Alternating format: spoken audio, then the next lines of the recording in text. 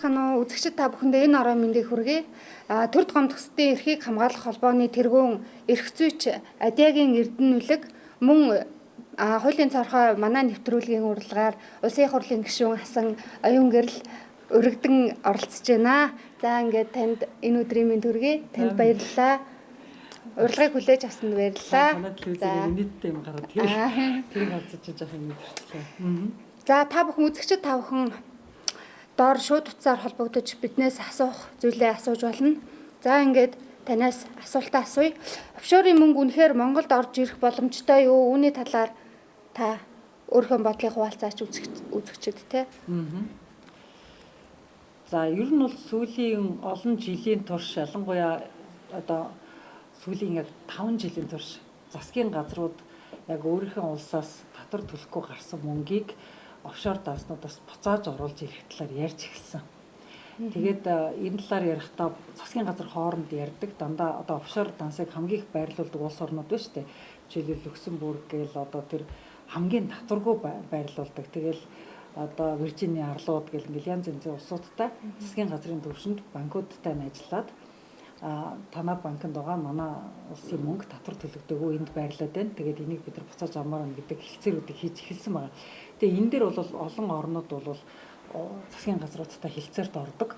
За жишээлбэл Швейцар улс гэхэд одоо хэдэн зуун жил хэний ч мөнгийг хүнд ч буцааж өгдөггүй гэсэн ийм хатуу бодлоготой байсан бол одоо засгийн газрын хоорондын хэлцээрээр одоо офшор дансны эсрэг тэмцэж байгаа энэ дэлхийн нийтийн хөдөлгөөнд ороод одоо ямар бодлоготой болсон бэ гэхээр Швейцарын банкнд хадгалуулсан бусад улсаас тийм татваргүйгээр одоо хууль бусаар орж ирсэн мөнгийг бол Швейцарын засгийн газар хууль бус гэдгийг илрүүлэх юм бол буцааж өгнө гэдэг хуультай болсон.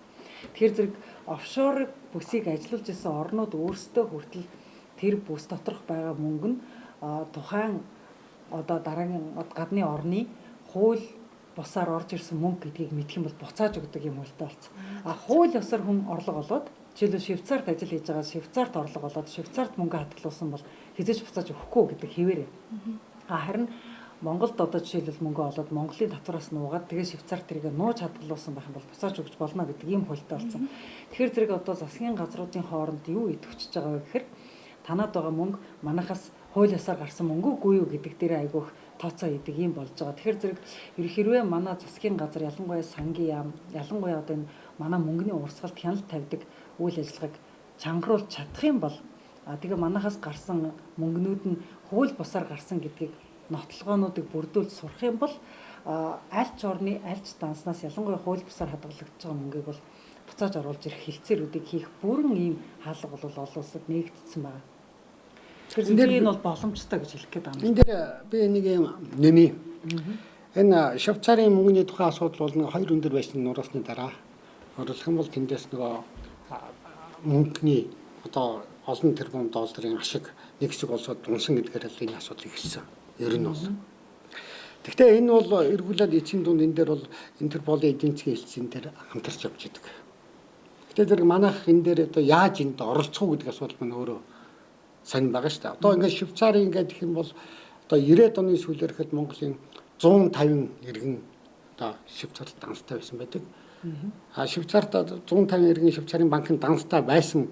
Энэ улсууд дотроос ямар улсууд одоо тэнд данстай байсан бэ гэдэг хүртэл их сонирхол татдаг. Жишээлбэл миний мэдж байгаагаар гэдэг бол нэлээд олон төмөр замаас аюул олон хүмүүс тэнд данстай байсан байдаг. Бүр тийм сонин хүртэл бий. Тэгээ энэ мэдээлэл бол би дээр одоо 90-ад оны сүүлээр сонин дээр гаргаж тавьснаас болоод одоо тагнуулын алба яахлаараа одоо тийм юм олоод мэдсэн гэдэргээд намайг хүртэл шалгаж ил байсан. Гэхдээ бол ерөнхийдөө энэ одоо их үүсвэр нь тодорхойгүй эд хөрөнгөний асуудлууд юу гэж. Тэгэхээр тэр их үүсвэр нь тодорхойгүй эд хөрөнгөтэй холбоотой эрх зүйн зохицуулалт бол сая 7 сарын 1-ээс шинээр гарч ирж байгаа. Гэхдээ тэр их үүсвэр нь тодорхойгүй гэхдээ тэр төрд өөрөөсөө насан туршдаа ажилласан хүн одоо ингээд их хэмжээний олон тэрбум төгрөгийн хөрөнгөтэй болчих юм бол тэрийг яах вэ гэдэг асуудал гарч ирж байна. Тийм улсууд бол өнөөдөр Монголд бол одоо захаас ахвал баг 1000-аар тоологдох гэж байна. Гэтэл энэ улсууд тайлбарлах гэж нэг одоо үйлдэлийг одоо яаж хийх вэ? Тэр хөрөнгө тайлбарлаж чадахгүй хөрөнгийг яаж одоо хууль бус орлого гэдгийг хүлээн зөвшөөрөх вэ гэдэг дээр одоо яг хууль хэрэгжүүлэх байгууллагуудын эр зориг шаардагдсан үйл ажиллагаа болж байгаа байхгүй. Тэгэхээр ихэвчлэн одоо ялангуяа төрд насаараа ажиллачаад тэрбумтан болцсон явж байгаа хүмүүс чинь цалингаа яаж тайлбарлаад тэр бом төгрөгөнд хүрэхгүй шүү дээ. Тэгэхээр зэрэг энэ илүү гарчаад байгаа хөрөнгөө тайлбарлах хэрэгтэй болно. Энийг яаж мөнгө олсон бэ гэдгийг тайлбарлаж чадахгүй гэмт хэрэг гэж үзнэ гэдэг одоо юм болтой болсон. За тэгтээ энэ дээр бас нэг юм би хууль бус орлого жишээлх юм бол одоо найз нөхөд нь бус хүмүүс нь бэлгэлсэн ч юм байж болно. Одоо хамгийн наазахын ихний тэргээ жагсаах хэрэгтэй. Тэр чинь тайлбарлаж болох хөрөнгө шүү дээ. Хамгийн ихний нэг сонь жишээд юм да нөгөө баяр холонгийн хөрөнгөний асуудал байдаг. Нөгөө баяр нь болохоор тэр ингээд сонь дээр ярилцлага өгдөг тэрний хөвгтөд тэр би нэг улаан ладаатай байсан гэдэг. За тэгээд нэг одоо хаан чимдээ нэг 40-50 мянгад нэг байшинтай байсан байж байдаг. Тэгжээд л эргүүлээд одоо тухайн үед хамгийн өндөр үнэтэй байсан байшин гэдэг маань нөгөө сансрын нэг хэдийн шар байшингууд байдаг.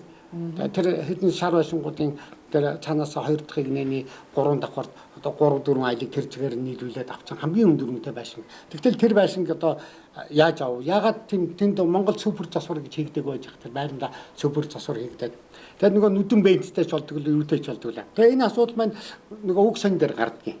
Уг сон дээр гараад одоо ингээд ягаад гинт баяжчихва гэсэн асуудал гарч ирдэг. Тэгэхээр ягаад гинт баяжсан бэ гэдэг тухайн асуудал дээр их сонин цаг хугацааны зохицуулт байдгийг. Өөрөлдөө баг байнд хэн эднэр нөгөө баяр эднэр хятад улсад айлчилдаг. Хятад улсаас Монголд буцаж ирдэг. Буцаж ирэнгүүт нөгөө юуны нөгөө хятадын тагнуулаас авсан мэдээлэлээр нөгөө казиногийн хэрэг шүгдэж гарч ирдэг. Казиногийн хэдийг ингээд шорон дэлгээдэг. Шорон дэлгээнгүүт гинт баяр нь баяжаад нөгөө хол нь ахиж ерөөсөө телевизээр гараагүй шүү дээ. Хуралч цуугаагүй. Тэгэнгүүт Монголын цагдаад 50 сая оны буцалтгүй тусламж хятадын засгийн газраас өгдөг. Энэ хүртэл тийм сони юмнууд шүү дээ. За Эрдэнэл гахта баярлалаа. За би зочноос асуулт асуумаар байна. Тантай өдөр болгон нэвтрүүлэг хийж байгаа болохоор зочин байна айгүй сонирн байна л да надад. За тэгэхээр за та Монголын улс төрчид олигархууд офшор данстай гэдэгт өөрийн үзэл бодлоо үзэгчдэд илэрхийлнэ үү? За ер нь бол эхлээд энэ офшор дансны асуудал яг гарч эхэлж явах үед би бол ер нь гадаадд данстай хүн болгоныг офшор гэж цоллоод тэг хүмүүсийг нөгөө гадаадд данс нийлэх баг эрх рүү нь халдж байгаа одоо дайралт шиг надад санагддаг байсан л да. Тэгээд тийм ч учраас би Монгол хүн гадаадд орлого олно, олоод данстай байж болно гэдэг одоо асуудлаар би бол ерөөсө гадаадд данстай Монгол хүнлүүгөө бас хитрхи их дайраад их юм бол бид нар гадаадд яаж бизнес хийх юм бэ гэдэг ийм байр суурийг баримталдаг байсан. За одоо бол миний байр суурь ямар гэдэг вэ гэхээр гадаадд байгаа Монгол хүний дансанд орсон мөнгө нь хууль ёсоор орсон уу? Хууль бус орлого олсон уу?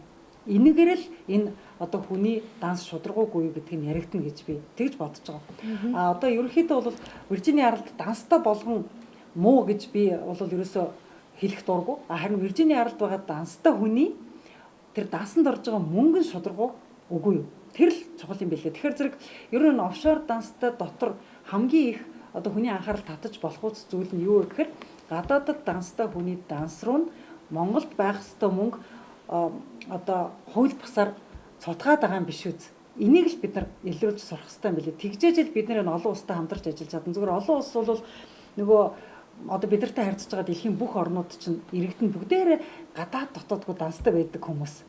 Тэгэхээр зэрэг монголчууд гадаад данстай байгаа хүн болгонлогоо дайраадах юм бол тэд нар бас ойлгож бид нартай хамтарч ажиллахгүй. Хэн бид нартай хамтарч ажиллах вэ гэхээр гадаад данстай Монголын 100 хүн байлаа гэхэд энэ дотор нэг 10 хууль бус орлогоо ийсэн цутгуулад байна. Тэрийг л бид нар олж барьж Монгол руугаа буцааж оруулмаар байна. Энэ мөнгө угаалтын шинжтэй, татвараас зогссон шинжтэй, жинхэнэ одоо хууль бус орлогыг нуусан шинжтэй ийм мөнгнүүдийг бид нар хайж яана гэж явах юм бол тэр хайж байгаа мөнгөний маань гадаадын бид нартай хамтраад олоод өгч чадах юм бэ гэсэн би тийм итгэлтэй байгаа. Тийм учраас би бол офшор дансанд байгаа мөнгийг бизнес хийгээд олж байгаа мөнгөө гадаадын хөрөнгийн бирж дээрээс мөнгө босгоод хийж байгаа мөнгөө гадаадад ажиллаад гадаадад бизнес хийгээд орлого олж байгаа мөнгөө эсвэл Монголоос сэмэрхэн нууж гаргаж байгаа одоо хулгай мөнгөө гэдгийг л ялгас салгас сурах хэмжээний бид нар хуулийн, санхүүгийн олон улсын эрх зүйн мэдлэг мэдээлэлтэйгээр энэ асуудал руу бид нар анхаарал тавих хэрэгтэй. Тэгэхээр зэрэг энд байгаа офшорд байгаа яг буруу аргаар гарсан, буруу аргаар нуугаад байгаа мөнгө бол монголчуудын буцаж орж ирэх ёстой мөнгө гэж би үзэж байгаа. Гэхдээ нэг юм цагдаа болтгоо шалгаж чадах. Цагдаа энийг хийхээсээ илүү юу хийх байх л та. Одоо яг тэр санхүүгийн нарийн мэрэгжлийн эрх зүйч энийг хийнэ. Одоо манай хуульч нар бол юм шүү дээ. Зөвхөн хуулийн сургалт төгсчод хуульч болчлоо гэж бодоод байдаг. За намайг жишээлбэл Стэнфордын их сургууль сурж хахад зөвхөн патентын хуулийн анги гэж байсан байхгүй. Тэр нь докторийн зэргийн анги. Тэгээд тэрэнд хийхээ орж нөхөр зөвхөн инженерүүд, зохион бүтээгчид, зохиолчид ордог. Тэгээд жишээлбэл бүр киночид ордог, уран бүтээлчид ордог. Тэгээд та ямар сургууль сурж байгаа гэхээр хуулийн сургуульд юу сурж байгаа гэхээр патентын хуульд та өөрөө юу юм гэхээр жүжигчин. Ямар сони юм бэ? Яагаад та жүжигчин хөтлөнд патентын хуулиар доктор хийж байгаа юм гэхээр яг л жүжигчдийн оюуны өмчийн эрхийг хамгаалж хуулийг хэрэглэхийн тулд би хууль сурж байгаамаа гэд ингэ явж байгаа байхгүй. Тэгэхээр бидэрт ямар хууль хэрэгтэй гэхээр санхүүгийн нарийн мэдлэгтэй, банкны асуудлыг маш сайн мэддэг мөртлөө хуулиар доктор хийж байгаа хүн бидэрт хэрэгтэй болоод байгаа байхгүй. Тэрнээс биш зүгээр одоо манай эрх зүй төгссөн одоо отгод игэр төгссөн жирийн нэг хуульч эсвэл зүгээр нэг одоо манай санхүүгийн ямар нэгэн сургууль төгссөн санхүүч хоёр тусдаа энэ хэрэгийг ерөөсөө илрүүлж чадахгүй. Санхүүч хүн нь хууль сурж аж эсвэл хуульч хүн нь санхүү сурж аж энэ хоёрыг хослуулж аж бид нар олон улсын зах зээл дээрээс офшор талбарсан мөнгө олж ирч чадна. Өөрөөр хэлбэл аналитик гэж хэрэглэгддэг юм хэлээд байна. Өөрөөр хэлбэл одоо нэг ийм одоо Америкийн доод сургалтын юмнуудаар нэг аналитик хуульч гэх нэг үг нэр томьёо гараад идэг. Тэгээ аналитик хуульч гэдэг яг юу гэдэг юм бэ гэхээр тэр математикч нар гэдэг. Математик, физиктэй тийм үү. Тэгэхээр аналитик гэдэг. Тэгэхээр өнөөдөр Монгол тэр аналистгууд чи яг татвар төлөөгүй хүнийг илрүүлдэг байхгүй юу? Одоо хүний ингээд татвар төлж байгаа одоо математик моделийг гаргачаад за энэ хүн ийм орлоготой байна, жилдээ ингэж татвар төлдөг юм байна. 5 жилдээ хүний математик модель нь тийм юм байна, орлогын. Гэтэл 6 дахь жил дээр тэр хүний орлого гинт нэмэгдээ явчихгод хөө шинэ моделоос гажаа явчлаа. Энэ хүн сая юу хийчихвгээд тэр гаргасан моделийнхаа дагуу моделээс нь гажсан хүнийг шалгаал үзэхэд тэр нь хууль бус орлого бол маш их хэмжээний мөнгөнийг тийш нь хийцэн байдаг байхгүй. Тэгэхээр математикч нар яаж ашиглагддаггүй гэхээр яг энэ банкны секторт байгаа орлого зарлагын бүтцэн дотроос татвар төлөөгүй мөнгө хаана явж гин, гинт ашгаа хаанаас олчих, гинтийн мөнгө хинлөө хаашаа цутгах гэдгийг нөгөө моделийнхаа аргаар дандаа гаргаж ирдэг байхгүй. Тэгээд ингэж байгаа юм да. Одоо дээд сургуулийн одоо багш хүн байна. Эрх зүйн техник багшнаас би ганцхан юм асууж байгаа юм да. Индүг жарга, дэдүг жарга гэдгийг хэлж чадах уу гэсэн чи чадахгүй байна. Дээд сургууль. Тэгээд сурах хүчин дээр нь байна уу гэхээр өнөөдөр Монгол дээр сурах хүчин дээр индүг жарга гэж юу юм ерөөсөө байхгүй. Гэтэл индүг жарга гэдэг чинь нөгөө аналитикуудын хийдэг ажил байдаг. Тэгвэл тэр нь юу гэдэг Оросын нөгөө хуулийн сургуульчдууд бас байхгүй. Индүгс нь ерөөсөө бараг юу ч байхгүй. Тэгээ индүг жарга, дэдүг жарга гэж байдаг. Гэтэл тэр энийг юу юм бэ гэдгийг өнөөдөр хуульч нар хэлж чадахгүй байж шээ. Тэгэл би бас л нэг тийм сонин. Тэгээ ер нь аналитик хуульч өнөөдөр Монголд хэд байна гэдэгтэр би хэлж мэдэхгүй байна. Тэгэхээр аналист хуульч өөрөө байхгүй байгаа цагт одоо яг таны хэлээд байгааг хэрэгжих боломж юу ах вэ? Энийг яаж бий болгох вэ гэдэг асуудал. Одоо яг зориуд хүн бэлтгэх хэрэгтэй байхгүй юу? Үнэхээр бид нар офшороос мөнгө олж ирье л гэж байгаа бол мэрэгжлийн ийм боловсон хүчнийг бэлтгэх хэрэгтэй. Бид нар мэрэгжлийн боловсон хүчнийг яг ингээд за яг чи ийм чиглэлээр ажиллаараа гэд. Одоо бол манайх чи буруу юмдаа хүний бэлдээд байна шүү дээ. Жишээлбэл түрүүний тэр нөгөө 90 минутын бичлэгэн дээр гарч байгаа байхгүй тэр сундуу энтрийн 90 минутын бичлэгэн дээр маш сайн мэдлэгтэй хакер залуучуудаар хууль бус юм хийх тухай яриад байгаа байхгүй. За жишээлбэл дорндод хэдэн хакер залуучууд байна. Тэднэр бид нар хар машин хакердуулъя гэж ярьж байгаа. Хайрын залуучуудаар гэмт хэрэг хийх гээд байдаг. Гэтэл тэр толгойтой залуучууд ч л одоо яг энийг хийж явах хэрэгтэй байхгүй юу? Ийм юм хийж явах хэрэгтэй байхгүй юу? За энэ 60 тэрбумын хэрэг ярьсан дээр би бас танаас нэг асуулт асуумаар байна л да. Тэгээ шинжээчид дүгнэлт гарсан гэх одоо үнэн гарсан одоо энэ одоо үнэн бичлэг юм аа гэж гарсан гэх энэ талаар та юу гэж бодож байна? За ер нь дорч содвийнхаа эрхийг хамгаалах үүднээс тэр ч одоо хүний эрхийн хувьд зөрчигдөөд явж байгаа гэрч хүн шүү дээ. Тэгэхээр энэ гэрчийнхээ эрхийг хамгаалах үүднээс тэр гэрчийн өгж байгаа тэр мэдүүлэг ба штэ тэр гэрчийн хилээд байгаа гэрчлээд байгаа зүйлийг үнэн юм уу худлаа юм уу гэдгийг бас нэг хөндлөнгийн шинжээчээр нотлуулъя гэд хид хідэн орн руу танаа орны одоо монгол хэл мэдэхгүй хүмүүс зүгээр улс төр мострыг ойлгохгүй монгол хэл мэдэхгүй зүгээр техникийн талаас нь энэ бичлэг бүтэн бичлэг байна уу эвлүүлэхтэй бичлэг байна уу үзээд өгөөч гэж ингэж явуулсан. Хэд хэдэн орнолоо явуулсан. Тэгээд эхний одоо дүгнэлт нь бол өнөө өглөө Америкаас ирсэн. Тэгээд Америкийн Legal Audio Video гэдэг компани одоо захирал хүн яг өөрийн биеэр энэ одоо анализыг хийж өгсөн. За тэр хүн бол өөрөө Америкийн нэгдсэн улсын Нью-Йорк хотын шүүхэд яг одоо эксперт гэрчийн үүргийг гэрч шинжээчийн үүргийг гүйцэтгэдэг тийм юутай хүн юм байлээ дээ зөвшөөрөлтэй хүн юм байлээ. Тэгээд дууны инженер хүн. Дууны инженерийн компанитай дууныхаа инженерийн нарийн мэрэгжлийн мэдлэгийн хүрээнд шүүхтэр мэдүүлэг өгч шүүхийн шинжээчийн ажлыг хийдэг давхар ийм компани. За тэгэнгүүтээ манай одоо 90 минутын тэр дор зодын бичлэгийг одоо татаж аваад шинжилээд тэгээд бүр дунд буюу жижиг өрөөнд болсон яриа байна. Тодорхой газар тэр бичлэг хийжсэн төхөөрөмж хөдөлгөөнгүй тавьсан байна. Өрөөнд нь 3-4 хүний яриа илүү тод сонсогдож байна. Хаалга нэгдэж байна, хаалга хаагдж байна. Салхивч юм уу? Одоо өрөөний агааршуулагч юм уу? Эсвэл ийм өрөөний синс юм уу? Тийм зүйл дуугарч байна. Хүн явж байна. Хөл гарын чимээ явж байна. Дээр нь 3 хүний ийм гэрцтэй дуу хоолойгоор яриа яригдж байна. Тэгээ энэ ярианы бүх одоо ардлын годамжны тэр замын хөдөлгөөний чимээ сонсогдож байна. Энэ бүх юм нь яг нэг цагт нэг өдөр тасралтгүй болсон үйл явдал байна гэдгийг техникийн бүх талаас нь тогтоолоо гэсэн тийм дүгнэлт ирсэн байхгүй.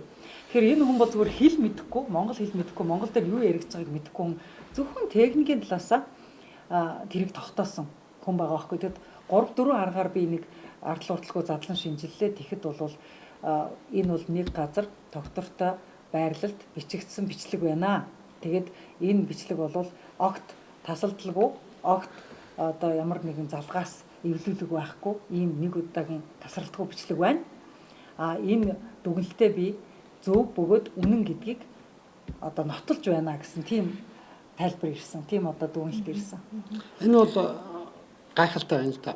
Монголд бол энэ шүүхшилгээний үндэсний төвд бол итгэхэд маш бэрх байдаг. Өөрөөр хэлбэл гаруй хэсэг нүн байна гэж нэг гаргаад дараачих нь биш, мөн ч хийж болно, биш ч хийж болно гэж дараачих нь биш байна гэж гараад ирдэг. Бүр нийтэмтэй юм биш та. Сүхбаатар дүүргийн шүүхээс нэг эцэг тогтоох асуудал гарч ирэхгүй. Ихэр хүүхдийн эцгийг тогтоосон. Нэг хүүхд мөн нөгөө хүүхд нь биш гэж гарсан. Гэхдээ нөгөө ДНК-гэр тогтоосон гэдэг байна шүү дээ. Ер нь бол манай шүүх шинжилгээ. Тэгээ хоёрдугаар асуудал нөгөө шүүх шинжилгээ нэг чинь нөгөө 500 мянган болсон. За 500 мянга гэдэг нь юм бэ гэхдээ тэр нөгөө танд хүн дээр очиад нөгөө хэн хүнтэй муудалцж штэ. Ягаад ч байгаа. Тэнгүүдээ шууд гүйжчихэд 500 мянга өгөөл нөгөө хөнгөн гэмтэл тогтоолгочдөг. Тэнгүүдээ эрүүгээр гүйсгүүлээд нөгөөдгийг шантааш. Ерөөсөө ийм юм Монголын нэг юм бий болсон. Тэр шинжилгээний тэр одоо Америкийн шинжээчийн шинжилгээний ингээд тайл нь одоо интернетээр байгаа л да. Дорж зодовцыг.org гэдээ орох юм бол дорж зодов өөрөө тэрийг англи дээр монгол дээр нь тавьсан байгаа. Би тэр гэрчийг өөртөнд гэрчид туслах зорилгоор хийсэн учраас тэр файлыг эренгүүт нь гэрчид орчуулад өгсөн. За тэгээд тэр вебсайтн дээр одоо та нар ингээд татаж аваад үзэж болно. Тэгэхэд тэр шинжээч хүний ёс зүй айгүй харагдаж байгаа байхгүй тэр захаан дотор. Над дээр ирсэн тэр 7 хуудас зүйл дээр тэр Америкийн шинжээч хүн өөрийгөө бүр эхлээд танилцуулсан байгаа. За би бол мэрэгжлийн хувьд бол ийм инженер хүн. За би бол ийм инженерийн компанитай хүн. Тэгээд дээр нь манай инженерийн компани салбар байгуулад хуулийн шинжилгээг давхар хийдэг болцсон юм аа. Хуулийнхаа шинжилгээг хийдэг хүрээндээ би Америкийн холбооны мөрдөх товчоо засгийн газар прокурордоо ингэж үйлчилдэг юм аа. Дээр нь би Америкийн ийм шүүхүүдэд би шинжээч гэрчээ мэдүүлэг өгд юм аа. Энүүгээрээ би одоо мэрэгсэн одоо шинжээч гэдгээ би нотолж байна гэснээр дараа нь энэ файлыг бол би team вебсайтнаас татаж авсан. Тэдэн сарын тэдний өдөр татаж авсан. Татаж авснаас хойш би 3 хоногийн дотор team талаас нь тэгж шинжиллээ. Шинжилгэхэд ийм дүр зураг гарлаа, ийм хэмжээ гарлаа, ийм дүн гарлаа гэснээр миний дүгнэлт бол энэ бол тасралтгүй нэг удаагийн эвлүүлэггүй бичлэг байна гэд ингээд бүх юма дүгнэснэ. Харин миний хийж чадаагүй зүйл бол гэд бас өчтсөн байгаа. Хийж мэдгүй. Хийж чадаагүй зүйл нь ийм юм байна. Жишээлбэл одоо яг тэр бичлэгийг яг тэр өрөөнд нь дахиж бичиж үзэж хагаад тэр өрөөний давтамж, тэр өрөөний дуу чимээ, тэр өрөөний цувраа энэ энтэйгээ нийцэж гэнэ үгүй гэдгийг бас зэрэгсүүлж үздэг юм байна л да.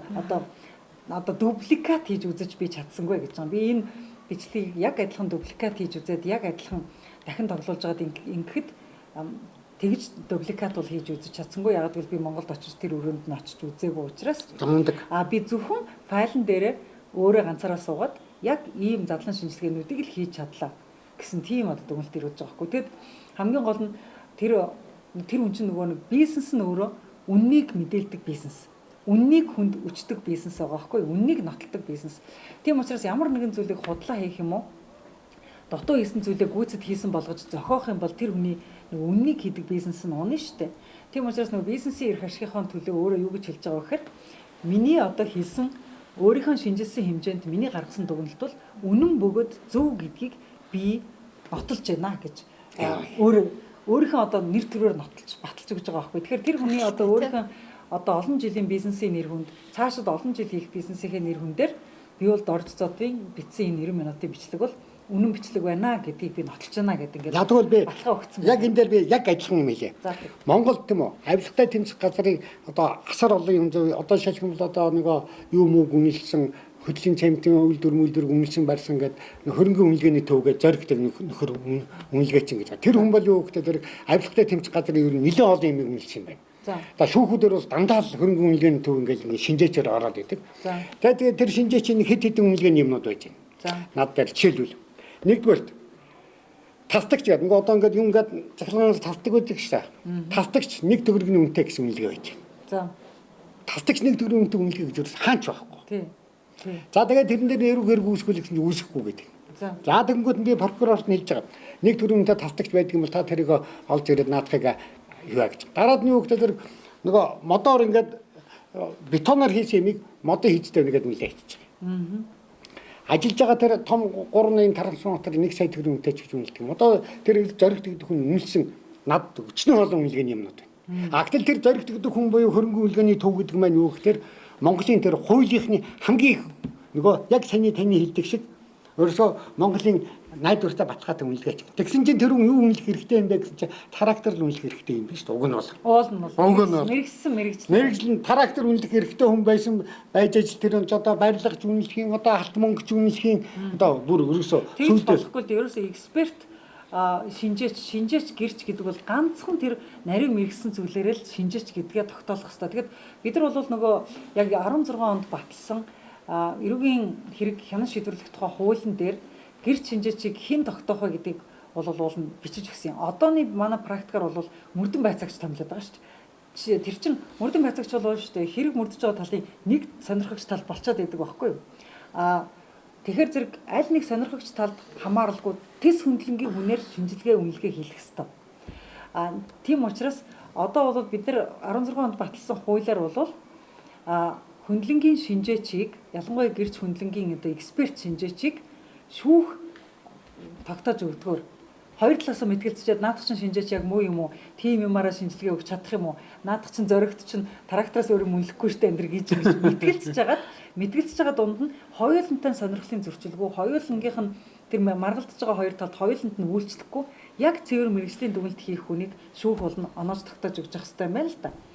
Гэтэл манад бол аль нэг тал нь өөрийнхөө шинжээчийг өөрсдөө томилоод өөрсөндөө ашигтай шийдвэр гаргуулчихад байгаа учраас шинжээч тэрийн нэр хүндгээр байхгүй болсон. Тийм учраас бид нар одоо энэ эрүүгийн хэрэг хяналт шийдвэрлэх тухай хуулийг ингээд шинжилж батлаад байгаа нь 9 сарын 1-ээс нодлонгийн 9 сарын 1-ээс хэрэгжих яахт нь тэр хуулийг хүчингү олгочоод буцаж оруулж ирээд байгаа шүү дээ. Буцаж оруулж ирж байгаа хуулийн дээр энэ гэрч шинжээчийн асуудлыг бол шүүх үлдээхгүй болвол манай шүүхийн шинжилгээ бол хизээч одоо хараат бос байж байгаа. Гэхдээ нэг юм байгаа. Хараат босын тухай асуудал бол хамгийн гол нь тэр худал дүгнэлт гаргасан одоо тэр шинжээч нараа ерөөсө шууд шорондоо орж байвал яг үнэ. Одоо худал гэрчилж юм шорондоо орж байвал тэнд үнэн шудар болох юм. Одоо ингэж байна. Яг одоо өнөөдөр таныг одоо ирэхээс өмнөхөн би нэг Silas багш гэдэг номыг уншичаалаа. Governor Fast гэдэг одоо 52 онд Америкийн бичсэн одоо Монгол 57 онд орчуулаад хэвлэгдсэн тэр ном Governor Fast-ийн Silas багш. Тэр Silas багш гэдэг хүнийг одоо тэн дээр Америкийн шүүх ямар байдаг юм бэ гэж харагддаг. Өөрөөр хэлбэл шүүх хурлаан дээр гэрч нэг удаа худлаа үг хэлэх юм бол 5 жил. Ахаад нэг хэлчих юм бол дахиад 5 жил. Ахаад нэг үг хэлэх юм бол дахиад 5 жил. Өөрөөр хэлбэл одоо нэг хурлаан дээр 15 жил авах боломжтой гэсэн. Гэтэл манай дээр юу гэдэг тэр гэрч худлаа хэллээгээ цагдаад өгөнгөд нөгөө цагдаа шалгаж мэдгүй хизээ гэрчийг шоронд хийжсэн тийм юм мэдх юм уу гэж. Өөдөөс тэгж байна. Одоо шинжээчийг тэгж байна. Нэг хүн хуурамч дүгнэлт гаргасан асуудлаар ингээд бүх юм тогтоогдоод барай шүүхээр оруулж. Шүүхээр оруулсан чинь нөгөө шүүх нь юу гэж яана гэж энэ бол одоо юуны алдаа байна. Одоо мэрэгжлийн алдаа байна ч гэлээ юу ч гэлээ. Тийм учраас одоо хэрэгсэхгүй болголоо л гэж байгаа. Ерөөсөө тэр нөгөө шинжээч нарт хариуцлага хүлээлгдэг систем өнөөдөр Монголд байдаггүй. Яагаад гэвэл тэд нар бүгдээрээ худлаа дүгнэлт гаргах гэдгийг бүгдээрээ мэднэ. Хоёрдугаар асуудал нөгөө цагдаа шүүгч прокурорууд нь нөгөө шинжээч нараас юм гуйж хийлгүүлдэг. Өөрөөсөө юм гуйж хийлгүүлдэг учраас одоо нөгөө шийтгэж тохиролцоотой нэг ингээд сүлжилчихсэн. Тэгээ тийм учраас өнөөдөр Монгол тийм үү хизээ одоо нийгмийг одоо хүмүүс сайхан болно гэдэг ерөөсөө ганцхан юм гэрч нарыг олон гэрч нар худлаа хийсэн гэрч нар хүү олноор шоронд хий. олон шинжээч үе болноор шаард. Яг тэгвэл нэг ч хүн шүүхэд худлаа хэлэхгүй болно. Ер нь бол шүүхэд одоо нөгөө би зөвхөн үннийг хэлнэ гэдэг нөгөө нэг тангараг өгчөж мэдээлэл өгдөг шүү дээ тий. Тэр тангараг өргөчөөд худлаа хэлсэн үнийг шийдэгдэг. Гэхдээ тэр чинь 5 жил бол. Америкт 5 жилээр шийдэгдэг. Манад бол шийдэгдэг. Манад ерөөсөө тий шүүхийн өрөөнд дотор тангараг өргөд худлаа хэлж болохгүй гэдэг соёлыг л бий болгох хэрэгтэй юм л да. Зүгээр шүүхийн гадна талд хэлсэн мэдүүлгээс хүн бол буцаж чөлөөтэй шүү. Манайх бол гаруй шиг зурсан тохиолдол. Гэхдээ манайд бол хамгийн аймаар нь шүүгчнэр хүнийг гүтгдэг худлаа хэлдэг. Бүр уламжлал худлаа хэлдэг. Одоо дээд шүүхийн хэдийн шүүгчнэр байна. Одоо би ер нь бол яг тэр шүүгчнэр худлаа хэлсэн одоо элт хууль бус шийдвэр гаргасан гэдгээр бол цагдаар бол их олон шүүгчнэрийг өгсөн хэн дээр нь хэрэг үүсгдэг. Нэг хэрэг дээр хэрэг үүсгэсэн. Уг нь бол үүсгэнгүүд нь авчаа прокурор нь хэрэгсгүй бол хайцсан. Ийм л юм бид. За тэгэхээр офшороос оруулж ирсэн эрх одоо хөрөнгө мөнгөөр бодиттой төсөл хөтөлбөрүүдийг хэрэгжүүлснээр ямар эерэг дүн гарч болох вэ? За ер нь бол оруулж ирж чадаад хууль ёсны татвараа авч чадах юм бол тэгээд тэр бол асар их хөрөнгө тэнд байгаа гэж ярьж байгаа. Жишээлбэл хүмүүс бол офшор гэхээр л муул бол захын хараа уухаа гэчээр дандаа баяр зөгтөл боддог штеп. Гэтэл цаана нь бол яг ардын нам дотор жишээлбэл ерөнхий сайд байсан Сүхбаатарын Батболдыг бол дэлхийд даяар зарлцсан. Монголд байгаа хамгийн том офшорчин гэдэг дэлхийд даяар зарлцсан байдаг. Тэгээд ардын намд байдаг одоо 40 орчим улс төрчийг бол офшорчин гэд зарлцсан байж байгаа шүү дээ. Тэгтэл тэднэр гэдэг чинь бүгдээрээ ихэнх нь одоо жишээлбэл Сүхбаатарын Батболд гэдэг хамгийн том офшорчнаар зарлагдсан байгаа хүн гэтэл Монголд байдаг том уурхайтай нэр холбогдолтой хүн шүү дээ. Тэгэхээр тэр бол хэрвээ одоо татвар төлөөгөө мөнгө маш их хэмжээгээр гарсан бол тэр чин тэр уурхай нөгөө ард түмний баялаг гараа явж байгааг энэ л бас нэг хэлбэр байхгүй. Тэгэхээр зэрэг бид нар бол жишээлбэл нэг уурхайгаас олсон нэг ашгаар ямар их юм хийж болдог билээ гэдгийг бид нар 2006 онд харсан байна. 2006 онд байлоо да энэ чинь бид нар чинь гинтийн ашигын татвар гэж нэг татвартай болсон шүү дээ. Нэг хэсэг. Тэр гинтийн ашигын татвар гэдэг татварыг авах үед ганцхан уурхай татвараа төлсөн байхгүй юу? Тэр нь ганцхан Эрдэнэт төлсөн. Тэгэхээр уурхайд байдаг их ашигнаас улс жоохон хов хүртэхэд хэр зэрэг их мөнгө авч болдгийм бэ гэдгийг бид нар гинтийн ашигын татвар гэдэг зүйлийг ардсан нам санаачлаад хэрэгжүүлэхэд харсан байна. Тэр гинтийн ашигын татвар яасан бэ гэсэн чинь ганцхан Эрдэнэтээс орсон гинтийн ашигын татвараар 21 аймгаа цахилгаанжуулсан байхгүй юу? Жишээлбэл манай Хөвсгөл аймгийн сум болгон цахилгаанд ерөөсө холбогдож чаддгүй байдаг байсан. Гэтэл яг тэр гинтийн ашигын татвар орсон жил Хөвсгөл аймгийн 21 сумаар холбосон байхгүй юу? Одоо би санаж байна маш олон сумууд бүр тендерт орох компани нь олдохгүй ингээд мөнгө нь байгаад байдаг. Тэгэд бүх сумуудыг цахилгаанаар холбоно гэдэг ингээд хэрчтэй ажил явж байсныг санаж байна л да. Тэгээ тэр бол гинтийн ашигын татврын өөрөлдөл уул уурхайн баялагийг ард түмэнд хүртээсэн нэг том жишээ гинтийн ашигын. Нэг асуу да. Тэгэхээр зэрэг одоо яг гинтийн ашигын татвар шиг тийм их хэмжээний мөнгө л офшорт явж байгаа байхгүй юу? Би нэг юм асуу да. Нөгөө сая их хурлынхан оюун толгойн орлогыг офшорын дансаар авъя гэсэн тийм хууль гаргасан уу?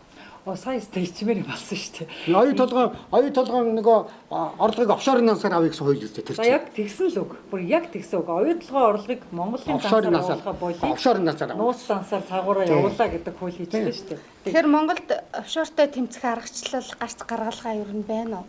Ер нь бол Монголынхаа банкны системийг сайжруулах хэрэгтэй. Офшоргүй яг өөртөө татвараа авдаг улс байя гэж бодвол сайн банктай л байх хэрэгтэй байхгүй юу? Сайн банктай, банк нь сайн ажилдаг, банк нь одоо тогтвортой бодлоготой банкаа бас төр нь хамгаалж чаддаг. Ийм байх юм бол банкар одоо манай нөгөө шар тас тогтно. Бидний нөгөө муу нохон гэсэн шар тас тогтохгүй гэдэг үг чинь одоо яг муу банктай яг адилхан байхгүй тийм. Муу банктай оронд бол шар тас тогтож өгөхгүй байгаа байхгүй. Тэгэхээр зэрэг манайхан бол банкаа айгуу сайн хамгаалттай бодлоготой болох хэрэгтэй. Манад яагаад одоо жишээлбэл офшор таатай орчин бүрдүүлээд байна вэ гэхээр ингэж байгаа. Манай банкнуудад байгаа хинээч данс руу Монгол оронд байдаг ямар ч байцаагч очоод орчиж болдог. Оюун гэрлийн мөнгө рүү орё гэдэг юм бол татврын байцаагч орж болдог, мэрэгжлийн хяналтын байцаагч орж болдог, АТГ-ийн байцаагч орж болдог, цагдаагийн ерөнхий газраас хүн очоод орчиж болдог. Одоо 10 хэдэн 7 агентлагаас дор хаяж 7 агентлагаас дуртай байцаагч нь ороод оюун гэрлийн дансыг хаачиж болдог учраас нөгөө дансаа хаалгач нь гэж айж байгаа хүмүүс Монголоос гараад идэг байхгүй юу? Тэгэхээр зэрэг бид нар ямар хуультай болох ёстой вэ гэхээр үнэхээр шүүхээр оюун гэрлийн данс руу халдаа гэдэг шүүхийн шийдвэрлэл гаргааг бол хинч халдаж чаддгүй тийм банктай болох хэрэгтэй байхгүй юу? Тэгжээж нөгөө шар тасан тогтно. Тэгэхээр манайх шар тасаа тогтоож чадахгүй банктай байгаа учраас манай шар тас офшор руу гараад идэг. Одоо манад оруулах хэвээр мөнгийг далимдуулаад байгаа байхгүй. Тэр чинь ойлгохын амар далим өгöd байгаа байхгүй. Монгол улсыг улс гэж бодохгүйдээ гараад байгаа юм биш, Монголын банкуудыг банк гэж бодохгүйдээ гараад байгаа байхгүй юу бас. Тэгэхээр зэрэг бид нар улс нь одоо баавартаагаар мөнгө авч чаддаг болохын тулд банкаа эхлээд баавартаа болох хэрэгтэй байна. Тэгэхээр зэрэг бид нар бол банкнуудыг одоо тийм нэг дуртай нь очиод банкуд руу ингээ халдаад идэг тэр халдлагыг бол бид нар хуулиар маш их хязгаарлаж өгөх хэрэгтэй. Тэгээд тэр халдлага их байх тусмал шар тас тогтохгүй. Монголд банк гэдэг юм уу? Харин банк биш болтол нь бид нар төрөнд дарангуйлсан байгаа даа. Нэг ийм юм. Сүүлдээ төрдөө дарамтлуулсаар хагаад нөгөө банкнууд нь банк шиг биш болсон, юу шиг болсон бэ гэхээр зүгээр ломбардчиг болов. Ломбард л шүү дээ. Тийм байна. Өөрөөр хэлбэл энэ юм байна. Дөнгөж инээ маргаашаад аргацаагаад байгаа байхгүй. Одоо жишээл гадны кинонуудыг үзэж байхад их сони юм харагддаг. Жишээлх юм бол ингээд жилийн 20% хүүтэй 24% хүүтэй хүн мөнгө зээлүүлдэг гэдэг тэгэнгүүт энэ мостоо луурч мөнгө хүлэх шиг ярьдаг юм 2024-ийг. А тэгвэл чинь манай банк чинь өөрөө 36% зээлөгдөг. Өөрөлдөө нөгөө мөнгө хүлэгчээс илүү. Гэхдээ тэр гадны мөнгө хүлэгчээс илүүгээр мөнгө хүлдэг банкыг банк гэж хэлж болдог юм. Гэхдээ банк гэж хэлнэ л дээ. Тэр үедээ банк л гэж хэлнэ. Гэхдээ ер нь бол үндэстэн одоо улс үндэстний нэг хамгаалах ёстой тогтолцоо бол банкны тогтолцоо. Банкны тогтолцоогоо сайн болгосон улсын л эдийн засаг одоо нөгөө шүүрэн шанаг байхад болно. Банкны тогтолцоо шүүрэн шанах шиг байх юм бол нөгөө юмнууд нь гарсаар л байна. Тэгэхээр тэр шар тосон тогтохгүй. Бид нар үнэхээр одоо гидсэндээ шар тос тогтоодог болохын тулд бид нар банкаар олигтойгон болох хэрэгтэй. Ер нь би нэг одоо 2008 оны их одоо хямралын үеэр одоо би Америкийн хямралыг ярьж байна. 2008 оны их хямралын үеэр Америкийн бүх банкнууд сүржсэн байхгүй. Дараалал ингээд шатрын нөгөө нэг даалгавар шиг ингээд бүгд ингээд унжсэн байхгүй. Хойсор унсан. Тэгэхэд Америкийн засгийн газар яасан бэхээр эхний банкыг унгаацсан байгаа байхгүй. Аварч чадалгүй. Эхний банкыг унгаачингууд дараагийн банкнууд нь бүгд тэр унахад бэлэн болсон. Тэгэнгүүт нөгөө бүх үлдсэн банкаа одоо улсынхаа нөөцөд байсан бүх мөнгөөр авч үлдсэн байхгүй. Зүгээр л банкнуудад өрийн дарж өгсөн. Та нарын нэг тодорхой өрийг бид нар зүгээр дараад өгье. Та нар банк мөн хөл дээр босныхаа дараагаар та нар тэр өрөө буцаж улсад төлөөрөөгээд баахан үнийхээ өрийг төлсөн байхгүй. Автомашины үйлдвэрлэлийн өр, байшингийн үйлдвэрлэлийн өр, баахан компаниудынхаа өрийг төлж банкудаа тогтоож аваад тэгээ банкнууд нөгөө засгийн газараас их хэмжээний мөнгө авч баахан үний өрийг дарж хөл дээр нэг жоохон босон гутаа тэр өөр авсан хүмүүс нь бүгд буцааж төлсөн улсдаа. Гэхдээ буцааж төлөх хугацааг нь тавиад өгсөн. Зарим нь 5 жилээр, зарим нь 10 жилээр, зарим нь 20 жилээр улсдаа буцааж төлөх ёстой. Тэгээ захаасаа ингээд хамгийн түрүүнд өрөө төлсөн салбар нь автомашин үйлдвэрлэлийн салбар өрөө төлсөн байхгүй. Тэгэхээр тэр салбараар нь авч үлдэх, банкаа авч үлдэх, өрийг бөөнөр нь төлөх энэ чинь яг нэг эцэц тэр улсынхаа тэр шар тас тогтоодог эцсийг л хотоодыг л цоолохгүй авч үлдэж байгаа хэлбэр юм л да. За үзэгчээ авчи. За та холбогдсон байна. Байна. За холбогдсон байна. Асуулт асуугаарай. Байна. Байна. Та холбогдсон байна. За. Оюун гэрэл гишүүнэ. Та улсын хурлын гишүүн байхдаа ер нь ард түмэнтэйгээ уулздаг байсан хүн одоо их сайхан гэдэг болчихжээ. Америкийн нэгдсэн улс чинь Америкийн бодлого бол Америкийн Монголтой зүүрлэл яах вэ? Америк өөрийнхөө замаар явна. Монгол өөрийнхөө замаар явна. Манай арчилсан нам Монголын ард түмний социализмын 70 жилийн бүтээсэн өмч хөрөнгө банк, Сэргээн босголт, Ард банк, Хадгаламж банк бүгдээр ингээд дампууруулж идэж банктай болсон. Та нар шудраг хөдөлмөрөөр ажаагүй шүү дээ. Гадаадын орныг, хөрөнгөтэй орныг дуурайсан та нар. Тэгэхдээ та нар тэр та нарын дор байгаа хөрөнгөтэй орн бол шудраг хөдөлмөрөөр, ариун цагаан хөдөлмөрөөр хөдөлмөрлж. За уучлаарай. Энд дээр юу гэвэл асуулт асуугаасаа гэж бодчих санал сэтгэлээ хэлээсэй гэсэн үг биш байгаа байхгүй юу? Уучлаарай. Үгүй би гэхдээ энэ дэр нэг хариулчих. За хариулчих. Ер нь бол би хан уул дүрэг, баханга дүрэг, багнуур дүргээс сонгогдсон шүү дээ их хурлын гишүүн байхдаа. Тэгээ би бол чуулганы завсралгаа болгоноор сонгогчтой бүрэн уулздаг байсан л да. Ер нь манай одоо яг миний тойргийнхан бол их сайн мэддэг. Байнга уулздаг байсан. За тэгээд миний одоо тэр сонгогчтой тухайн үед амлаж байсан зүйл бол газар хөвчлөл. Тэгэхээр яг ингээд 4 жил ажилласны дараагаар эргээд харахад Монгол улсад газар хөвчлөлөөр манлайлсан газруудыг гаргаад ирээ гэхээр нэгдүгээрт багнуур, хоёрдугаарт баханга, гуравдугаарт хан уул гарч ирдэг байхгүй. Тэгэхээр бид нар энэ яг тойргийнхаа сонгогчдод амласан тэр газар хөвчлөлд анхаарал тавьсан тэр амласан зүйлийг хэрэгжүүлэх талаараа бол би хамгийн сайн ажилласан гэж боддог. Өшөө би тойргийнхондоо тухайн үед нь бол зам амлаж ирсэн. Яг гэвэл манай тойрог дээр маш их тоосчлттай, маш их бүтээн байгуулалтын замд манай тойргийн сонгогчид бол их шороон дунд амьдардаг ийм тойрог дээр очиж исэн. Тэгээ яг тэр 4 жилийн туршид хамгийн их хэмжээний замыг манай тойрог дээр барьсан. Одоо хөрөнгө оруулалт хийгдсэн байдаг. Өөрөөр хэлбэл тэр замаа ард түмэндээ хүрэхийн тулд бас бүх шатанд ажилласан байдаг. Тэгээ ерөнхийдөө бол бид 4 жилийн хугацаанд яг сонгогчдод тухайн үед амлаж исэн бүх зүйлүүдээ хийсэн байсан учраас уулзахад бол дандаа нүртэй байдаг гэсэн би дандаа уулздаг байсан. Гэхдээ харин нөгөө хөдөө орон нутгаар бол явдггүй шүү дээ. Яг л хөдөө орон нутгаас тухайн үед сонгогдоогүй байсан.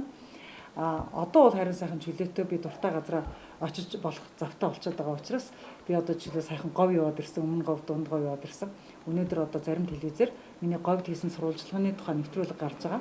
Тост тосон бомбын нуруунд улсын тусгай хамгаалалттай байсан газар нь намайг би их хурлын гишүүн байхдаа улсын тусгай хамгаалтанд оруулсан байхгүй тэр газрыг. Тэгээ өөрийнхөө тэр их хурлын гишүүн байхдаа тусгай хамгаалтанд оруулсан газараа очиж иргэсэн. Тэгэхэд 896 мянган гагаар тусгай хамгаалтанд оруулсан байсан тос тосон бомбын нурууны газраас сая ардын нам засгийн газар гарангуудаа 153 мянган гааг хасаж хаяад Чойжилсүрэн гишүүний ашиглалтын лицензийн газрыг тусгай хамгаалтаас гаргацсан байсан. Тэрийг би сая нүдэрээ очиж сурвалжлаад нутгийн хүмүүстэй уулзсан. Хамгийн өрөөдмөр нь тэр Чойжилсүрэнгийн одоо лицензтэй газар дээр тэр тосон бомбын нурууны хавьд үлдсэн бүх гол горих булаг шанд орцсон байгаа байхгүй. Тэгэхээр тэр говийн хүмүүс бол булаг шандаа аварч үлдэх гэж тусламж гуйжсэн. Тэгээд тэр хүмүүсийн үгийг бас олон нийтэд хүрэх нэвтрүүлгийг би бэлдэж ирсэн. За танд баярлалаа. За та холбогдсон байна. Шууд нэвтрүүлэг үү? За тийм байна. Та асуулт асуугаарай. За баярлалаа. За жоохон чанга яриарай та. За баярлалаа. Нэг асуулт асууя. За оюун их хурлын гишүүн зөндөө сайхан юм ярьж байна. Санаа нийлж байна. Гэхдээ одоо нэг цагийн холбогдолтой гарцаагүй бас ард түмэн бас сонирхож байгаа байх. Тодорхой хэмжээгээр шударга ярьдаг учраас бас нэг хариу өгч байхаа гэж бодож байна. Энэ одоо баахан одоо ард түмэн өөрийг төлнөгээр одоо батлах ерөнхийлөгч одоо юунд ингэ яриад байгаа гэх юм. Одоо ингэж одоо ард түмний тарихыг угааж эдийн засгийн уламд ордуулах гэж байгаа одоо юм яриад байгаа. Зөв бас нэг ард түмэнд нэг шударга хэлчихэж. Би түрүүн тэр нэг ярьсан шүү дээ. Ер нь манай банкуд бол нэг тийм одоо шүүр шанах шиг болцоод байна. Ингээд банкуд шүүр шанах шиг болцоод байгаа нийгэмд бол ер нь шар тас тогтохгүй айгүй хэцүү байна гэж би түрүү ярьсан шүү дээ. Тэр офшортой холбогдуулж гэж ярьсан л та. Гэхдээ энэ яагаад ийм болцсон байна вэ гэхээр эргээд харахад банкуд бас өөрсдөө хүмүүст маш их зээл өгсөн. Зээлээ хүмүүс төлж чадахгүй өрийн сүлжээнд автцсан. Эдийн засаг маань маш их өрийн сүлжээнд орсон байгаа юм байна. Тэгэхээр эдийн засаг маань ингээд битүү өрийн сүлжээнд орсон байхад аль нэг талаас нь өрийн сүлжээг нь одоо битүүлж өгчээж одоо эдийн засгийн цусны эргэлт сайжирдаг. Тэгэхээр зэрэг аль талаасаа өөрөө төлж эхлэх вэ гэдэг дээр бол бодлогын ялгаа гарч ирээд байгаа юм. Ардын нам бол сая гарч ирэнгүүтээ Гарамжуу гишүүний өр, Намтай хоёр гишүүний өрнөөс эхэлсэн их буруу болчихгүй юу? Энэ хоёр гишүүний одоо Чингис Бондоос авсан өрийг усаас төлнө гэж тэгчингүүт энэ хоёр гишүүнд төлсөн тэр 100 тэрбум төгрөгийн өрчин өөрөө баг Монголын нийт малчтын өрнөөс илүү байгаа байхгүй юу? Тэгэхээр зэрэг хоёр баян хүний өрийг улс төлөх үү?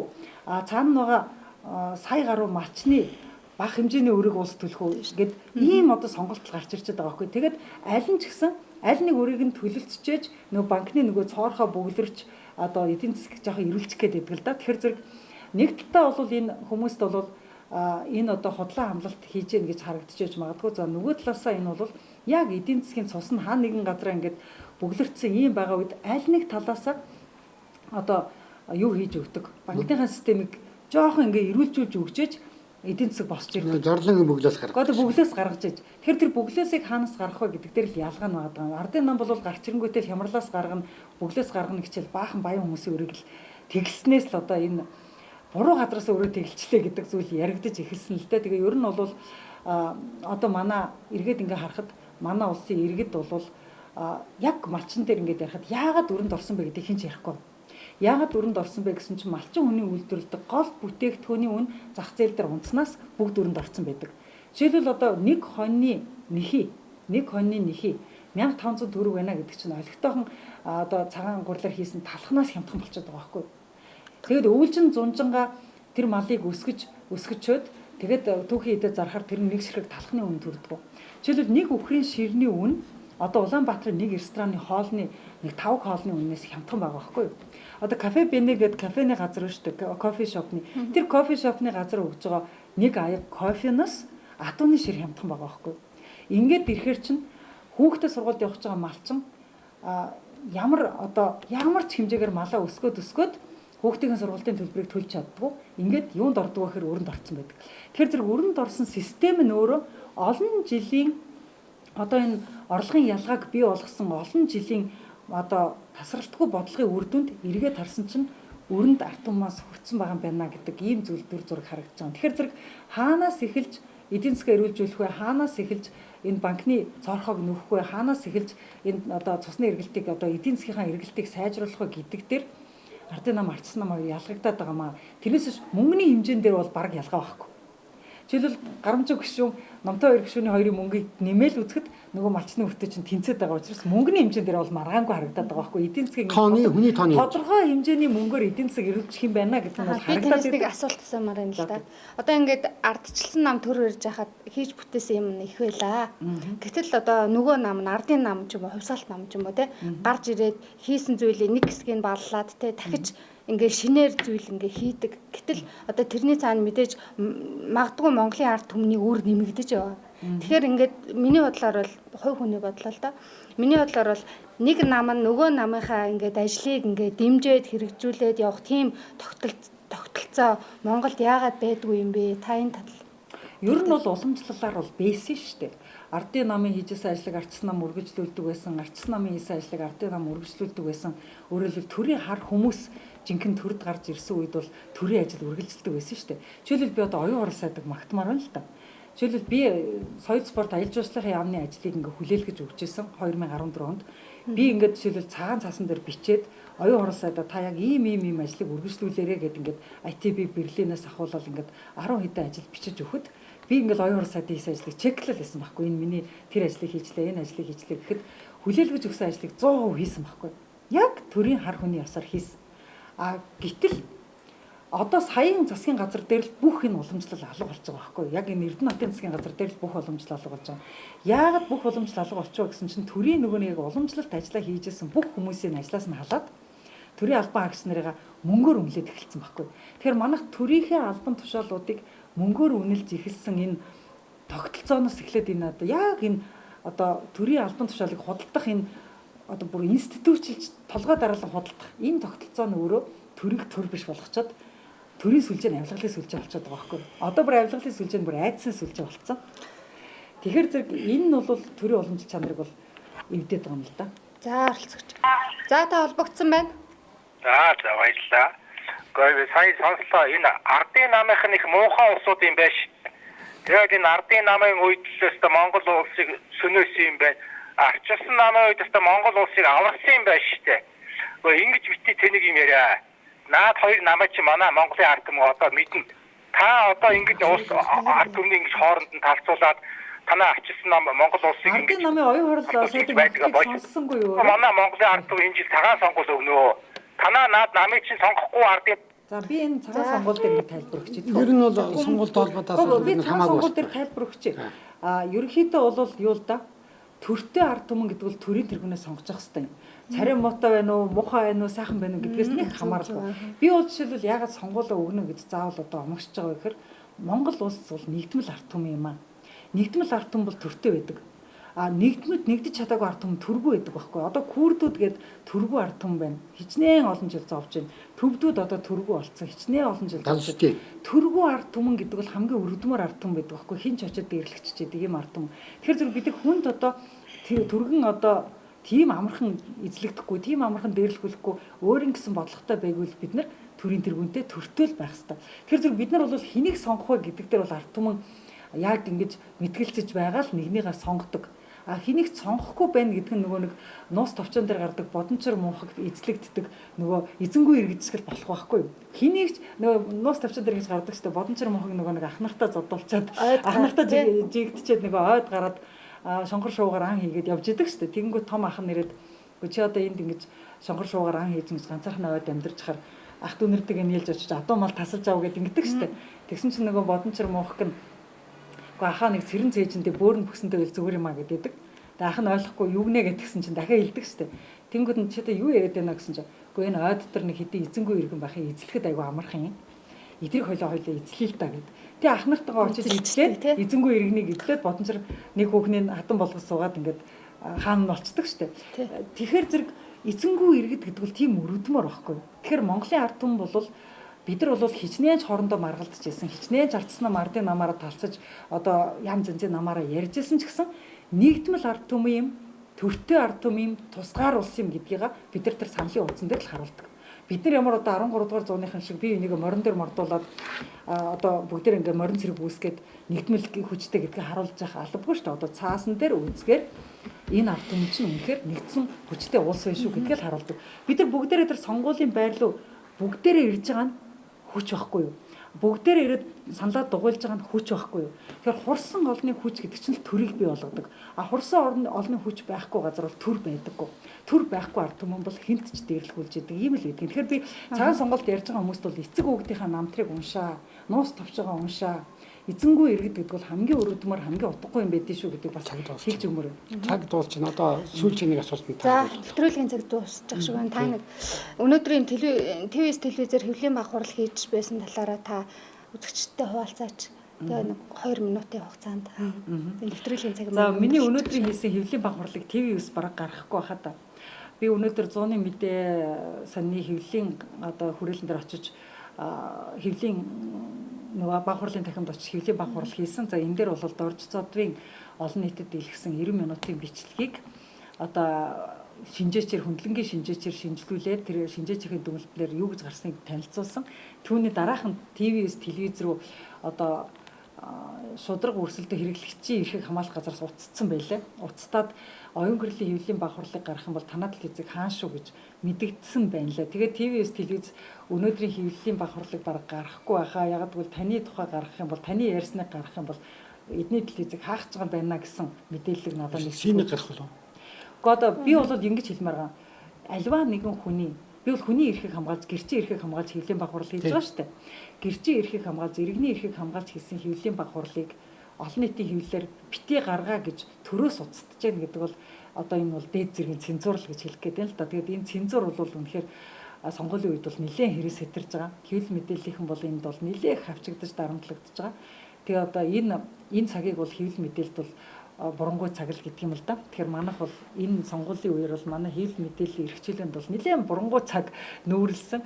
Гэхдээ энэ үед бас зөрөгтэй олон нийтэд бас орон зай олгож байгаа бүх хэвлэл мэдээлэл сэтгүүлчид телевизүүд одоо ялангуяа бас лайв явуулж байгаа иргэдтэй би бас энэ ташрамд талархаж баярснаа хэлмээр байна. За ингээд Эрдэнэ улирга танд баярлалаа. Нэвтрүүлэгт оролцсонд мөн урагдж бидний урилгыг хүлээж авсан зочин танд оюун гэрэл асан шүүгчдээ бас гишүүндээ бас баярлалаа. Ингээд манай нэвтрүүлэг үгээр өндөрлөж байна. Үзэгчид та бүхэндээ баярлалаа. Сайхан амарцгаарай. Эх 7 хоногийн 1-р өдөр хүртэл баяртай.